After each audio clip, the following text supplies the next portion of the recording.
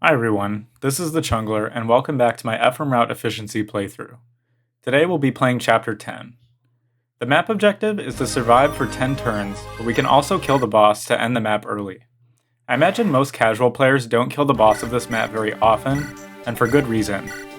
He's an absolutely jacked ranger named Baran, with good bulk who avoids being doubled by even Seth with a speed wing. He has extremely good avoid, but thankfully, his only weapon to attack at one range is a Lance Reaver. This means we can leverage double weapon triangle advantage with a strong axe user, which we don't have. The good news is, we can recruit one on this map. He's a green unit recruited by Ephraim in the southwest named Dusel. He joins with stats that are comparable to Seth and even beats him out in some areas. He's overall less useful due to his 6th move, but he's still a very important unit for some of the hardest maps in the game. Now it's time for the bad news. He's all the way on the other side of the map. To clear this chapter quickly, we'll have to hustle over to him and carry his stubby 6-move horse to the boss with other units. Adding to the challenge is another unit we need to recruit on this map, an enemy wyvern rider in the southeast corner named Cormog. We'll talk a little bit more about him and his recruitment closer to the end of the map when it happens. We also have some smaller side objectives to complete on the way. We need to visit the Hero Crest village near Dusel so that we can promote Joshua. We also need to keep 3 green unit cavaliers near Dusel alive to get a second Knight's Crest at the end of the map. Finally, there's a new enemy type on this map called a fleet. This is the first and last time we see them, but they're essentially ballistas that can move 1 tile per turn on water. There's 2 here, and they cover a large portion of the northwest and southeast corner of the map near the boss. We want to kill the one in the northwest to get a droppable secret book. Our deployment positions are very exact because we have a lot of rescue dropping to do. This is a textbook example of a common turn 1 in FE8. There's really no threatening enemies in our range on turn 1, so we can spend almost all of our actions on rescue dropping to put units in better positions for turn 2. First, Tana and Franz combine to rescue drop Joshua closer to the action, so we can kill an enemy that blocks our path on turn 2. Then, Kyle and Vanessa need to drop Tana forward so that she can drop Franz onto a more favorable tile on turn 2. Kyle needs to be rescued by a 7-move mount, in this case Ford, and then take dropped by Seth. This gives him an extra tile of movement compared to just moving his full 8 move from the best deployment slot. He needs an extra tile so he can drop Ephraim in range of Dusel, letting us recruit him on turn 3. Finally, Mulder and Garcia rescue Ephraim and Franz respectively, so they can be given to Kyle and Tana on turn 2, can be dropped in the same turn. This allowed Tana and Kyle to both participate in a rescue chain and get rescue dropped themselves. That was a mouthful, but hopefully the visual helped. Some enemies will block Kyle and Seth's path on turn 2, so we need our other units to unblock the way, which is easier said than done in a tight 2-tile choke and with a mass of other enemies blocking from the tiles we can attack from. Thankfully, the 4 fighters to the south mostly stay out of our way for now, and any mercenaries that can attack won't move. Notably, this is one of the only player phases aside from the first turn of a map for 7 chapters where Ardor attacks instead of staffing, because we need to kill a mercenary from 2 range who's very dodgy, and Ardor has good hit with the light tome. Unfortunately, I don't really have a backup if Kyle or Ardor miss their 88 displayed hits, so we just have to lose a turn if one misses. There's also an archer that Joshua kills very reliably, and a mercenary that doesn't block our way, but is too dangerous to be left alive, so Vanessa finishes him off. Seth kills a Lance Reaver Myrmidon with the Silver Sword one-shot, and picks up the Lance Reaver for himself. We don't want this guy bothering Tana or Franz, so we need to take him out this turn.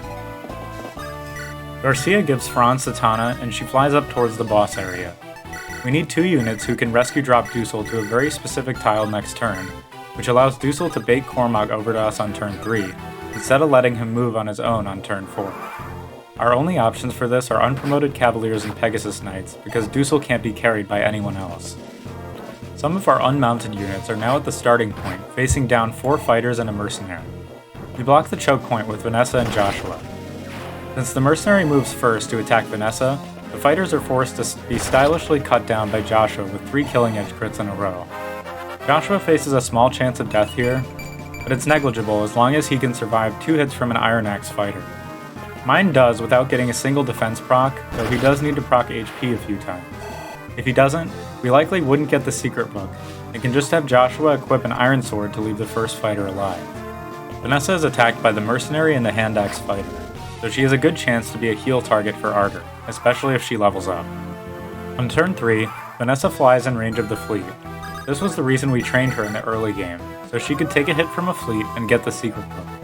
She needs a combined amount of 30 HP plus defense to take a hit. At level 10 or 11, her chances of doing so are pretty bad. She essentially needs to hit her averages in both stats, but since our Vanessa did reach them, we can go for it. If this was an energy ring or a speed wing, I probably wouldn't have used it. Because the secret book only improves reliability, I figured it was fair game.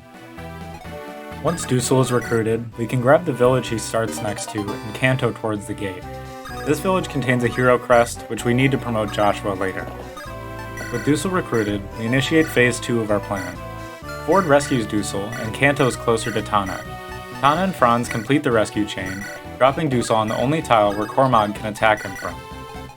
Even though Kyle and Seth weren't able to participate in the rescue chain, we still need their help. Seth takes out a killer bow archer so that Franz is safer on the next enemy phase, and Kyle rescues out Tana so that she doesn't die to the ballista. This upcoming enemy phase is a bit precarious for Franz. He's in range of a few enemies so that he could drop Dusel and faces a small chance of death. I trained Franz in the early game specifically to improve his survival here. My Franz is doubled by mercenaries, but he's 93% likely to not be doubled with 7 levels. Overall, the biggest issue is Franz facing crit from a Luna Shaman or Mercenary. If you're not in the loop, FE8 Luna is hilariously weak compared to games like FE7, but it's still a slight annoyance for us due to its 10 and 8 crit.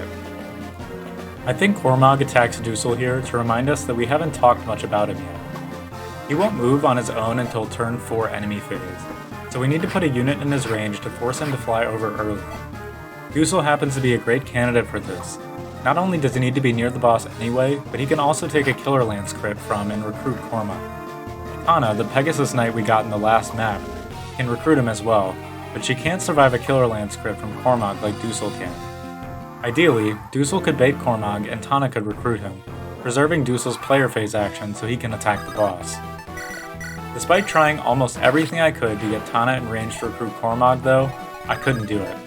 The enemy fleet covers the exact amount of tiles Tana would need to be in Cormag's range on the previous turn.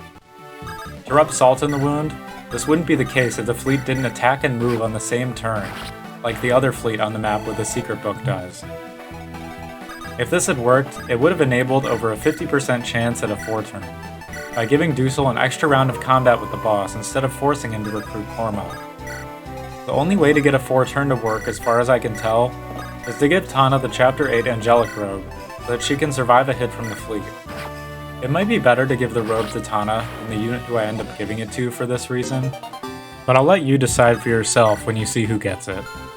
One thing I didn't mention yet is that Dusel was carrying a slim sword on that enemy phase, so that when Cormag attacks him, he won't kill him even with a crit. Once Dusel recruits Cormag, he sits in front of Baran. It's about time to talk about the boss kill here. We want to kill Baran in 3 rounds of combat. The easiest way to do this is a combination of the Silver Axe plus the Halberd. The Halberd is really the key here. It does around 35 effective damage to Baran because of the double weapon triangle, and it's already fantastic 10 might for an effective weapon, coming off of Dusel's massive 17 strength. We have Dusel equipped with the Silver Axe to start, and if he hits, he only needs to hit 1 attack with the Halberd. The chance of success is a total 76% chance to kill Baran by turn 5. Now our units are mostly set for the rest of the map, and we're just waiting on Dusel to kill the boss. While we have some time, let's talk about Cormag. He's a Wyvern Rider with good base stats who joins unpromoted.